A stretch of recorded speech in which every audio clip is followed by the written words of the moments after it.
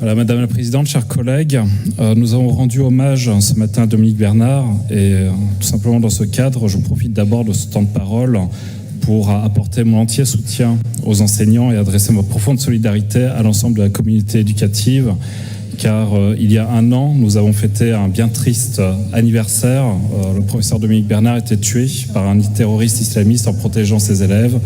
Et son sacrifice, après celui de Samuel Paty, rappelle la dure réalité de la menace à laquelle sont confrontés nos enseignants.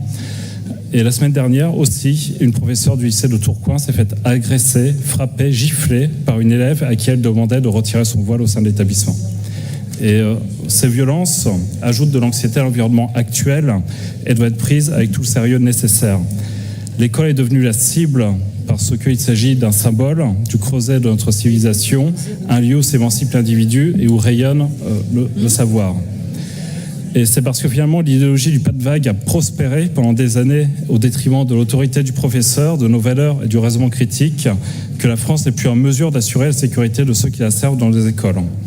Et c'est une des raisons pour lesquelles, probable, aucune minute de silence n'a été organisée dans la classe à l'occasion des 1 an du massacre du 7 octobre perpétré par les islamistes du Hamas contre le peuple d'Israël. Et la peur doit changer de camp.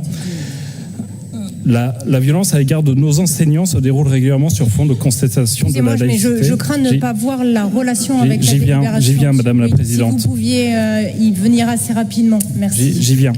Et cela vient sur un fond de contestation de la laïcité, notamment par ceux qui pensent que les préceptes religieux sont supérieurs à nos lois républicaines. Et nos enseignants ont les pires difficultés à exercer leur métier dans un climat serein et apaisé. Et c'est pour cela qu'aujourd'hui, je pense fortement à eux. Je vous remercie. Donc c'était un deuxième hors-sujet.